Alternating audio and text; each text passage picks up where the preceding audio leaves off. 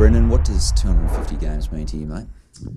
Mean to me? Well, summing up, I had to be reminded earlier in the week that it was my 250th this week. So, saying that though, it's an old cliche throwaway line, but it will be something you look back on with great memories and pride when I finish footy. But 250, although it's creeping up towards 300, is look backing on it, it's a good effort. But multiples of 100 are pretty important in my mind.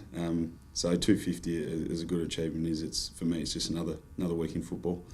When you were growing up, what sort of goals did you have when you were growing up as a kid in Gippsland that you wanted to get out of an AFL career?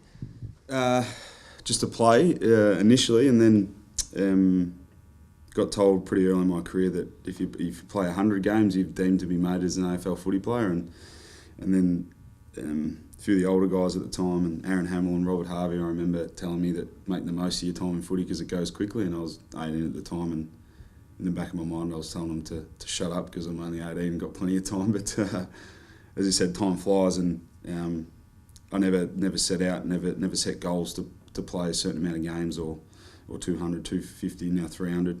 I think as you get older and as I creep towards 300, it's probably a short-term goal to get to that. But as a young kid, you're more focused on just getting your game and establishing yourself as a footballer. Did being a number one draft pick put extra pressure on you? Well, externally there was people's expectations and opinions, and I learnt pretty quick that the only people that matter are the people at the footy club and the people that matter most to you. So I openly struggled in my first couple of years of footy and didn't play to the level, but I always knew that I was on the right track, and I always saw the bigger picture. I always knew I was doing the right things to become a really good player later in my career. So things didn't happen as quick as I would have liked, but saying that, I always knew that I was doing the right things, and internally the guys were always happy with where I was in my development at that stage. So the pressure, there's always pressure for everyone. I won't lie, I'm only human, but pressure is self-inflicted. I learnt that from a young age. Are there people that you've leaned on away from the footy club to get you through those tough times? Yeah, of course.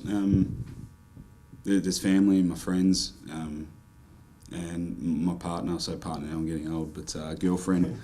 So all those people, and again, when you're a young kid, I keep referring to a young kid, but you're also footy focused. And then as you get older, you realise that it's actually a really important thing and the best thing for your footy to have a really good balance.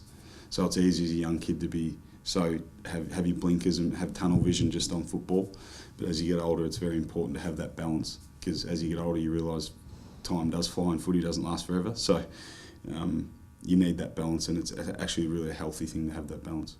Are there any particular highlights for you that have stood out over the journey? Highlights, yeah. Look, first game, obviously. First goal in my first game, and then so I go through the stages like a timeline, and then next one I think of is our first prelim win to get into a grand final, obviously in 2009. So that was a pretty special moment. And then in my current time,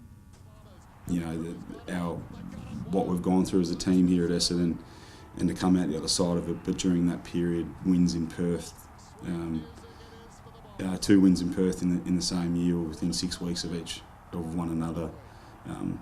Some games I put down on my list as some of the best ever and the best wins I've ever been involved with, and then again the weekend, and then probably one of the greatest feelings was a decision about 2 weeks ago that I don't think we should ever have to experience ever again, or anyone should have to experience again. But they're definitely some of the highs. You've been with St Kilda sides that have made grand finals. How do you think this current Essendon list is placed? Yeah, look, I see a lot of similarities with this group, and I guess where St Kilda were in creeping up towards the late 2000s, in 2007, 2008.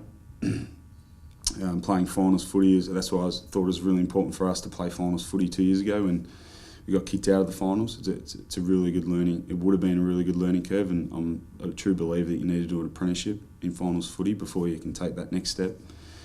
So that was a hard pill to swallow, missing out then. But in terms of players, talent-wise, a lot of similarities, and now the guys are starting to see what's required to play consistent footy week in, week out, and what it takes to be a great team. So that's what's the exciting thing. I'm here for a reason. It's not by luck that I chose to come to Essendon. We're playing finals. I saw the potential the day I made the decision, or well before that. The reason why I come here is because I saw the potential in the guys. Well, congratulations on your 250th, mate, and good luck on the weekend. Thanks, mate.